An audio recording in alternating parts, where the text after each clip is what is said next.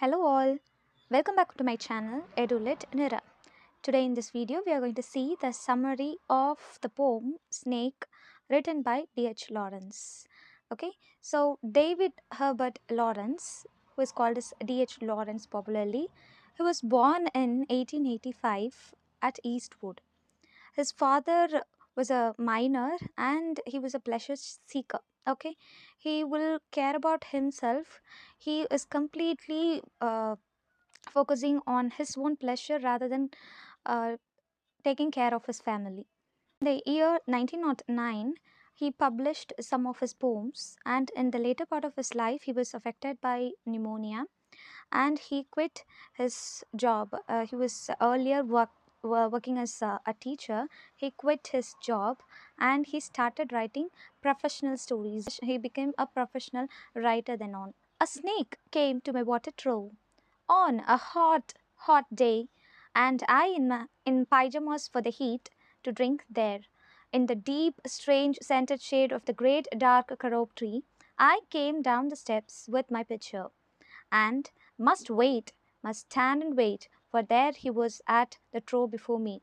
So it was a hot day. It was during summer day, and the speaker was dressed in his pyjamas, and he's having a pitcher. Pitcher means jug to fetch water. He came down the steps, and that entire scene was filled with the strange scent of dark carob tree.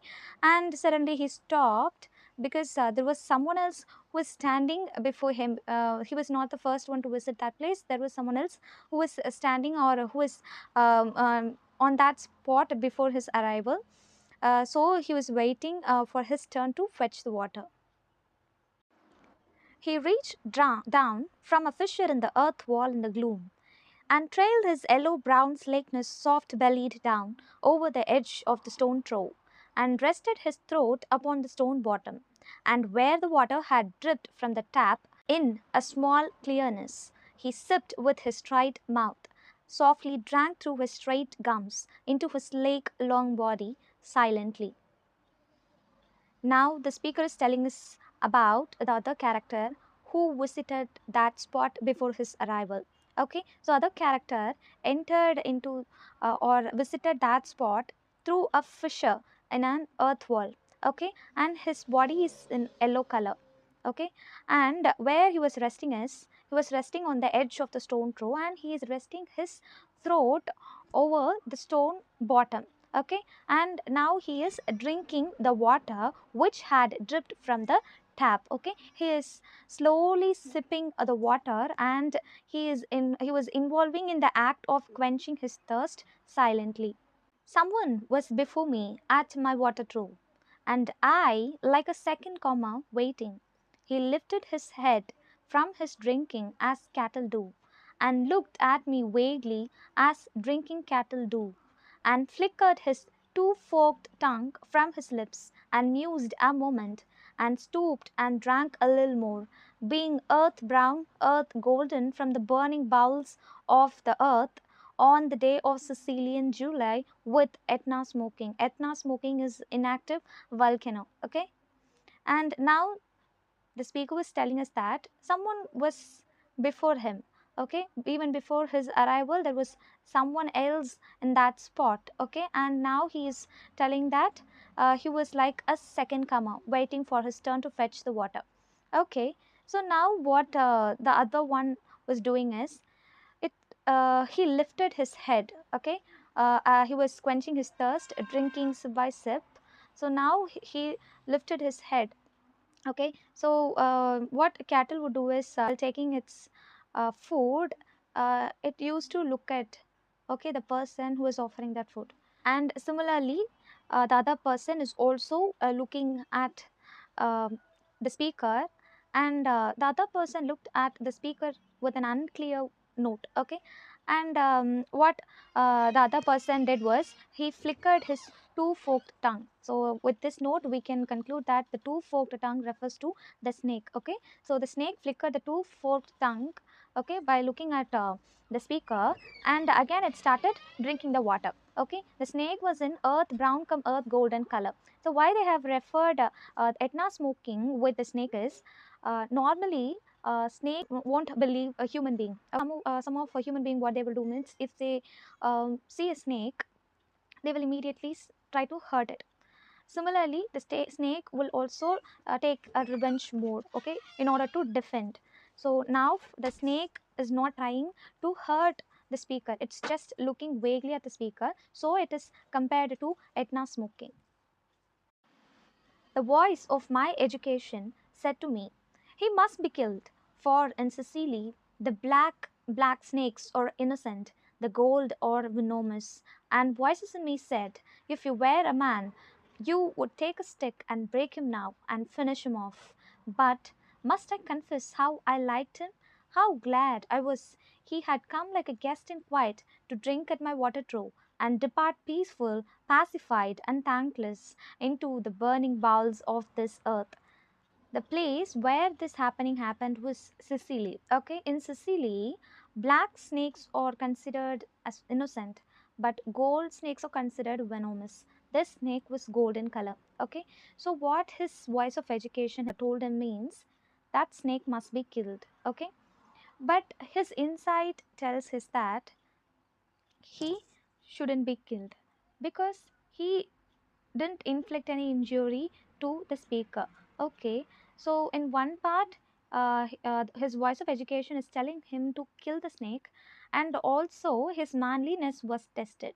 Okay, because if you are a man, you should take a stick and break him, and you have to kill the snake. Okay, so these are the things that were running in his mind. Okay, but his insight inside him, he was very happy. Okay, he was considering that snake as his guest.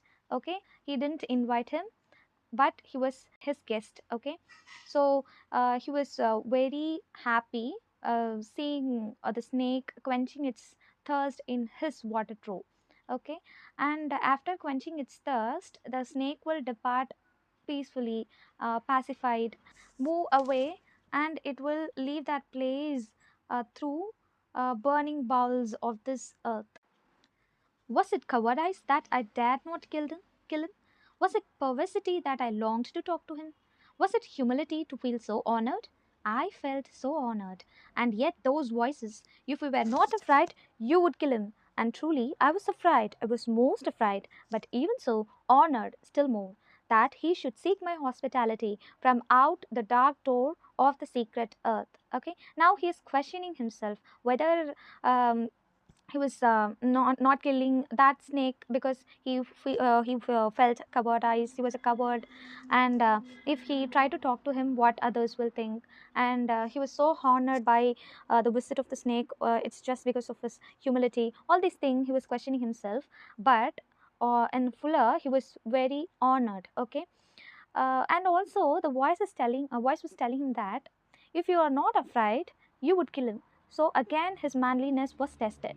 Okay, and he was telling that truly he was afraid. Okay, he was afraid of the snake, but beyond his frighten, he was feeling so honored. Okay, because of the unexpected visit of the snake, and he was telling like the snake should enjoy his hospitality. He drank enough and lifted his head dreamily as one who has drunken, and flickered his tongue like a forked knife on the air, so black, seeming to lick his lips, and looked around like a god, unseeing, into the air, and slowly turned his head, and slowly, very slowly, as if thrice a dream, proceeded to draw his slow length curving round and climb again the broken bank of my wall face. So now the snake quenched its thirst. Okay, and it was looking like a drunkard because it had quenched his almost thirst. Okay, now it flickered its tongue out from his lips, and speaker, it was looking like a god. Okay, an unseeing god, and now it had quenched its thirst. Now what the snake was doing is it was returning to its original place, and it slowly turned, and it was exiting from that place through a broken bank of his wall.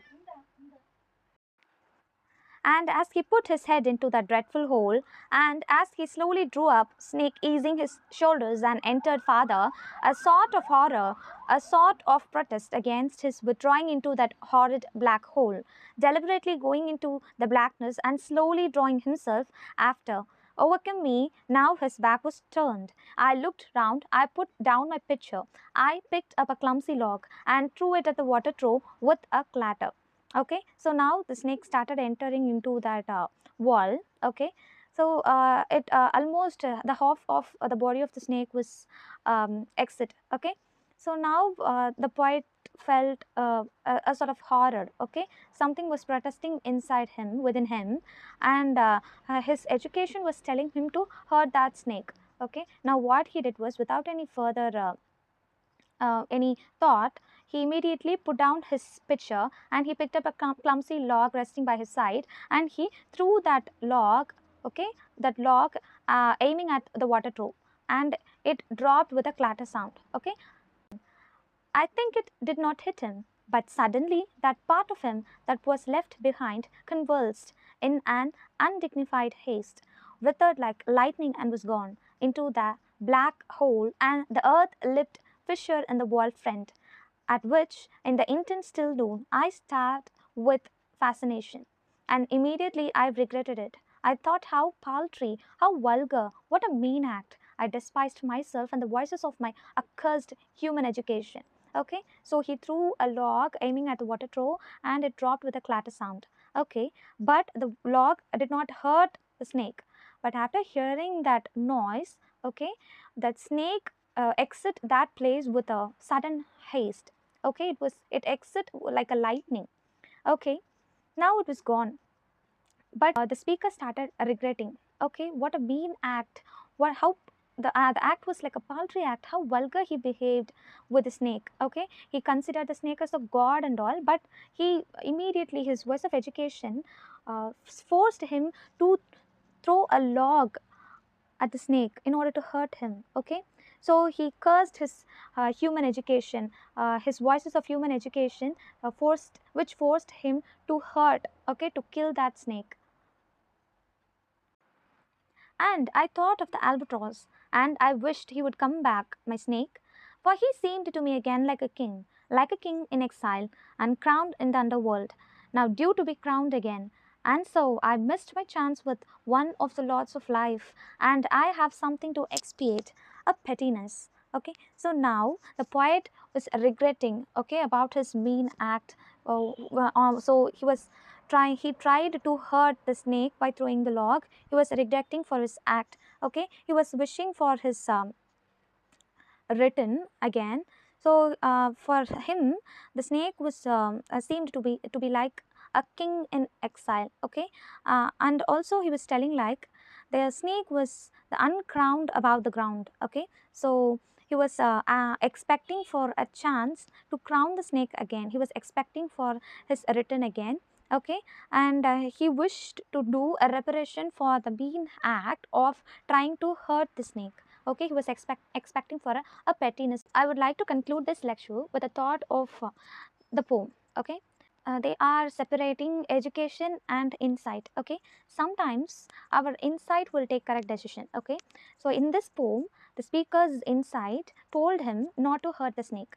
Okay, but his education continuously forced him to hurt the snake. Okay, so in our life too, our education will ask us to do something, our insight will ask us to do something, so we should think deeply before doing something. Okay, I hope this lecture would be useful and informative to you. If you like this video, like, share and subscribe to my channel. Keep supporting my videos. Bye bye. Thank you all.